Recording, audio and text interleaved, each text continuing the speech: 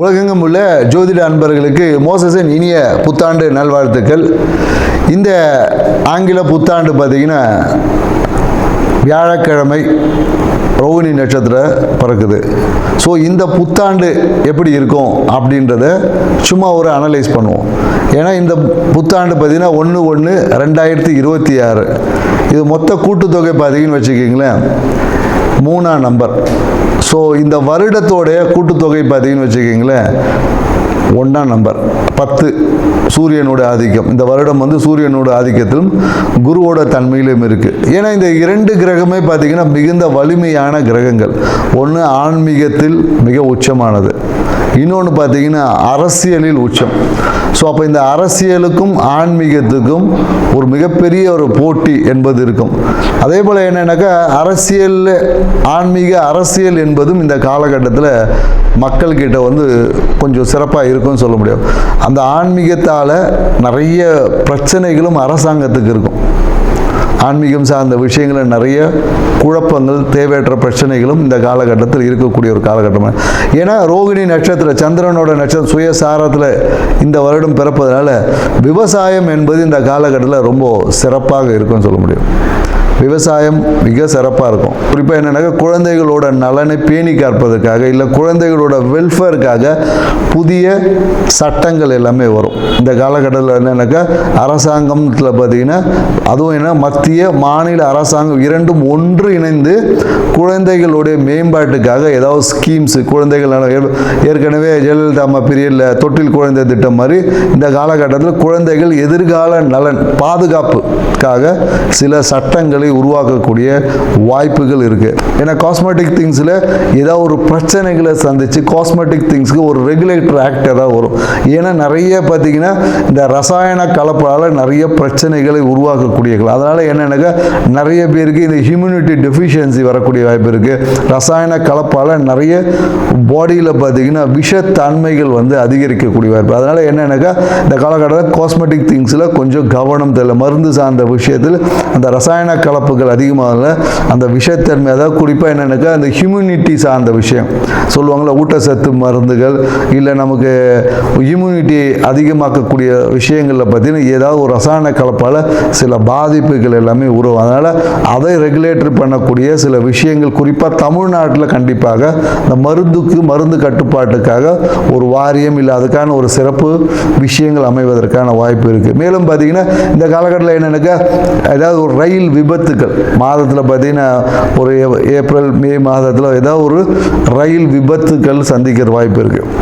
So ட்ரெயினில் ஏதாவது ஒரு எலக்ட்ரிக்கல் ஃபயர் ஆக்சிடென்ட் இந்த மாதிரி ஏதாவது ஒரு நிகழ்வு வந்து இந்த காலகட்டத்தில் நடக்கும். அதனால் என்னென்னாக்கா ரயில்வே துறை இப்போவே வந்து அதுக்கான ஒரு முன்னெச்சரிக்கை. ஏன்னா அதிவேகமாக அதுவும் என்னென்னாக்கா அதிவேகமாக பயணிக்கக்கூடிய ரயிலில் தான் அந்த விபத்து என்பது ஏற்படும்.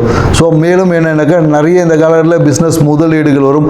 நிறைய பேர் இன்வெஸ்ட்மெண்ட் பண்ணுவாங்க. புதிய தொழில் முனைவோர் அதிகமாகுவாங்க இந்த காலகட்டத்தில். நிறைய பேர் எனக்கு தொழில் முனைவோர் பட்டியல்னா நிறைய பேர் வேலைக்கு போயிட்டு இருந்த காலத்திலும் நம்ம ஒரு பிஸ்னஸ் பண்ணலாமான்ற எண்ணங்கள் வந்து இந்த காலகட்டத்தில் அதிகமாக இருக்கும்னு சொல்ல முடியும்.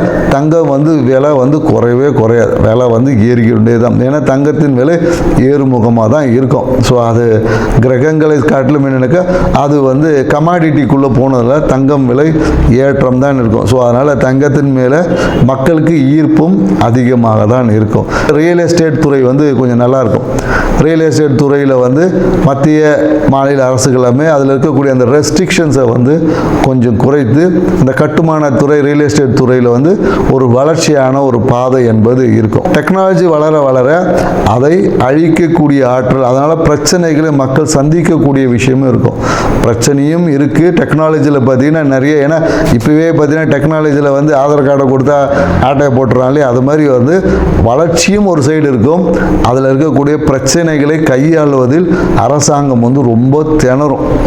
ஸோ அதனால் ஏன்னா நிறைய இந்த ஏடிஎம் கார்டு ஹேக்கிங் இந்த மாதிரியான நிறைய இந்த ஃப்ராடு திங்ஸ் வந்து இன்னும் வளர்ச்சி அடையும். அதை கட்டுப்படுத்துவதற்கு அரசாங்கம் நிறைய ரெகுலேட்டரி போட்டாலும் ஆனால் அந்த விஷயங்களை கட்டுப்படுத்த முடியாமல் அரசு சார்ந்த துறை வந்து ஏதாவது ஒரு சுணக்கமான விஷயம் கண்டிப்பாக இருக்கும்.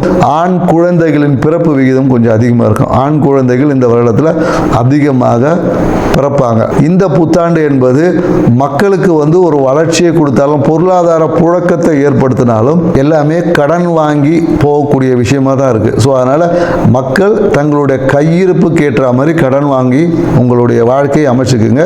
இந்த புத்தாண்டு ஒவ்வொரு ராசிக்கும் என்ன மாதிரியான பலன்களை கொடுக்க போகுதுன்றத ஒவ்வொரு ராசியை போவோம். வாங்க வீடியோக்குள்ள போகலாம். மிதுன ராசி அன்பர்களுக்கு மோசஸின் இனிய ஆங்கில புத்தாண்டு நல்வாழ்த்துக்கள். ஸோ இந்த ஆண்டு மிதுன ராசிக்கு என்ன மாதிரியான அற்புதமான பலன்களை கொடுக்குன்னு ஆவலோடு எதிர்காத்திருக்கிற நேயர்களுக்கு இந்த ஆண்டு உங்களுக்கு அற்புதமான பலன் இருக்கு என்பதை உறுதியாக சொல்ல முடியும். ஏன்னா ராசி அதிபதியான புதன் பகவான் பார்த்தீங்கன்னா ராசிக்கு 7ஆம் இடத்துல இருக்கு, அதுவும் குருவோட வீட்டில் இருக்கார். ஸோ அப்போ குரு பார்த்தா கோடி நன்மைகளோட இந்த ஆண்டு என்பது உங்களுக்கு தொடக்கமாக இருக்குது.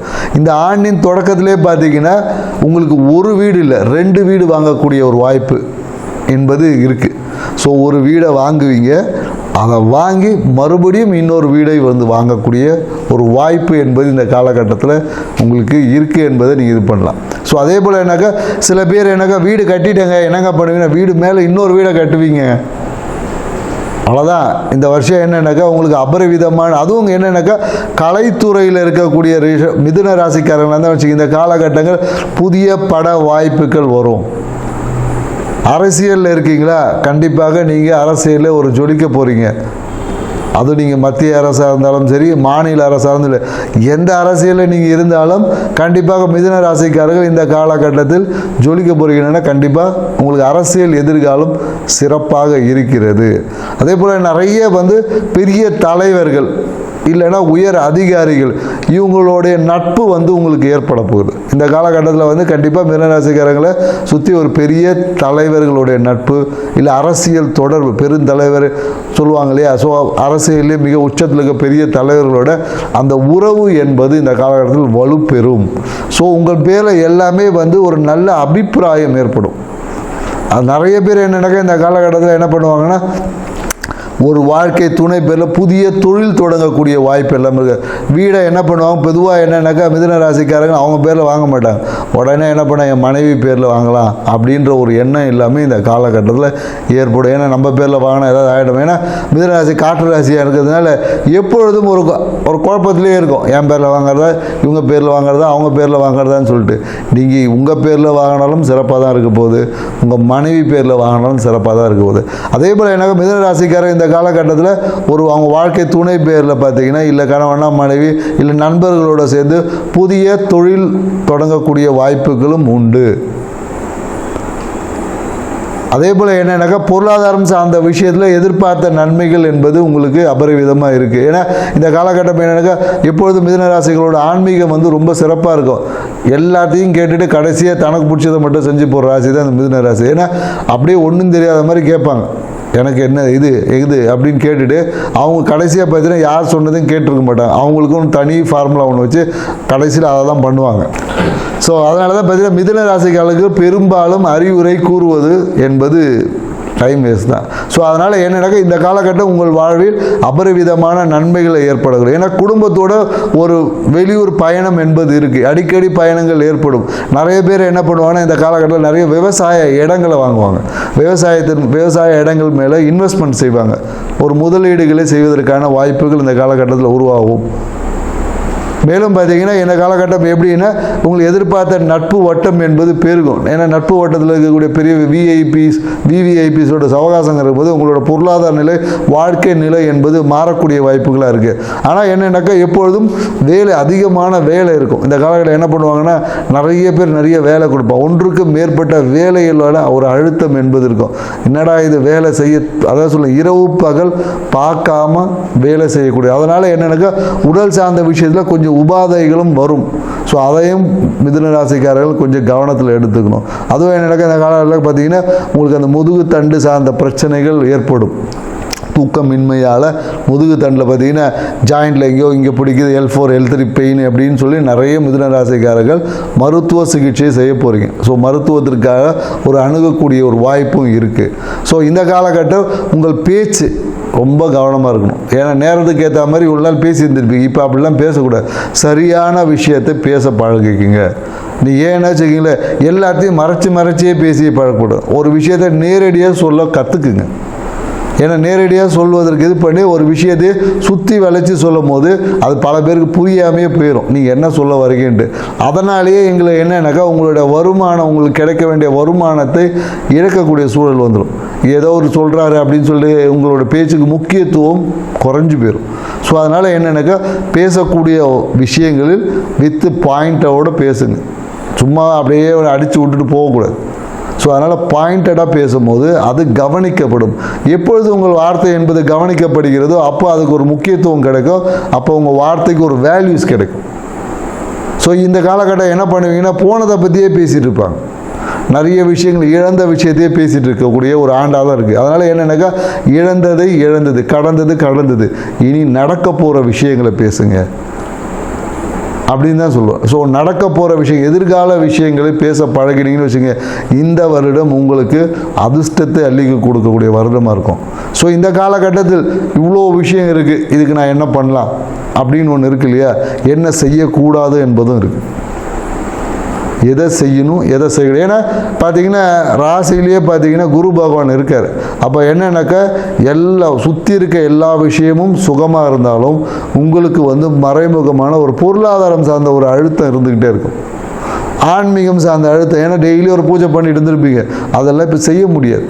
ஏன்னா வேலை அவ்வளோ இருக்குது. இந்த நேரத்தில் எங்கே போய் பூஜை செய்கிறது? ஸோ அது எல்லாமே ஏதோ ஒரு அழுத்தம் இருக்கும், பூஜை செய்ய முடியாது. உங்களுடைய குறிப்பிட்ட வேலைகளை சரியான முறைக்கு சாப்பிட்றதுக்கு கூட டைம் இருக்காது. ஸோ அதனால் இந்த விஷயம் எல்லாமே கிரகத்தோட இது எல்லாமே இந்த ஜூன் மாதத்துக்கு அப்புறம் மாறப்போகுது. அதனால் என்னென்னாக்கா, இந்த காலகட்டம் நீங்கள் நல்ல ஒரு ஷெடியூல் போட்டு வேலை செய்யணும். வேலை செய்வதையே ஒரு ஷெடியூல் போட்டு வேலை செஞ்சிங்கன்னா நீங்கள் செய்யக்கூடிய வேலைக்கான ஒரு அங்கீகாரம் கிடைக்கும். ப்ரொமோஷன் எதிர்பார்க்கக்கூடியவங்களுக்கு எல்லாமே இந்த காலகட்டத்தில், ஏன்னா உங்கள் கம்பெனியோட ஓனரோட பழக்கமே கிடைக்க போகுது. அப்போ டக்குன்னு ஒரு ப்ரொமோஷன் என்பது உங்களுக்கு நண்பர்கள் மூலம் ஒரு ரெக்கமெண்டேஷன் மூலமா வந்துடும். இல்லை அரசியல்வாதிகளோட ரெக்கமெண்டேஷனாக நீங்கள் இருக்கக்கூடிய துறைகளில் ஒரு அரசியல்வாதி டக்குன்னு சொல்லுவாங்க, இப்போ நம்ம வேண்டப்பட்டு போட்டு விடு அப்படின்னு டக்குன்னு ப்ரொமோஷன் வந்துடும். ஸோ இது எல்லாமே இந்த காலகட்டத்தில் உங்களுக்கு நடக்க போகுது. ஸோ இதுக்கான தகுதியை நீங்கள் வளர்த்துக்கணும், அதுதான் விஷயம். ஏன்னா நமக்கு பிரபஞ்சம், இயற்கையும் இறைவனும் கொடுக்க தயாராக அந்த ஆற்றலை நம்ம வளர்த்துக்கும் போது நமக்கு அது முழுமையாக கிடைக்கும். இல்லைன்னா அந்த மழை தண்ணி அப்படியே சாரல் அடிச்சுட்டு போன மாதிரி ஏதோ ஒன்று கிடைக்கும். அப்புறமா நீங்கள் என்ன சொல்லுவீங்க, ஜோசியக்காரர் நிறைய சொன்னார் ஆனால் ஒன்றும் கிடைக்கல அப்படின்னு. ஏன்னா இது எல்லாருமே ஆண்டு பலனை பார்த்து புலம்புற விஷயம் தான். ஆனால் என்னென்னாக்கா, நாம் சொல்லக்கூடிய அந்த பெறக்கூடிய ஆற்றலை வளர்த்துக்கணும். அதுக்கு தான் நம்ம சொல்லுவோம், சில ஆன்மீக பரிகாரங்களை சொல்கிறோம். அந்த ஆன்மீக பரிகாரம், இறை வழிபாடுகளை செய்யும் போது உங்களுடைய அந்த பெறக்கூடிய ஆற்றல் என்பதுக்கும் பெருகும். ஸோ அதனால் என்னென்னாக்கா, இந்த காலகட்டத்தில் நீங்கள் என்ன பண்ணலாம் அப்படின்னு பார்த்தீங்கன்னா, குரு வழிபாடு செய்வது உங்களுக்கு சிறந்த. அதுவும் குறிப்பாக என்னென்னாக்கா, நீங்கள் அனுமன் வழிபாடு செய்யலாம். ஆஞ்சநேயர் கோயிலுக்கு போயிட்டு நீங்கள் அங்கே இருக்கக்கூடிய குழந்தைகளுக்கு, அங்கே வரக்கூடிய குழந்தைகளுக்கு நீங்கள் என்ன பண்ணலான்னா, நல்ல ஒரு ஸ்வீட் கொடுக்கலாம். இனிப்பு சார்ந்த விஷயங்களை தானமாக கொடுக்கலாம். அங்கே போய் நெய் தானம் பண்ணலாம்.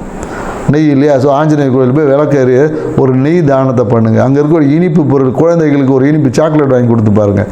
உங்கள் வாழ்க்கை பெரிய மகிழ்ச்சிக்குள்ளே போயிடுங்க. ஏன்னா என்னென்னாக்கா, உங்களுக்கு பெரிய பிரச்சனையே என்னென்னாக்கா, நிறைய விஷயங்களை யோசித்து சரியாக தூங்க மாட்டேன்றீங்க.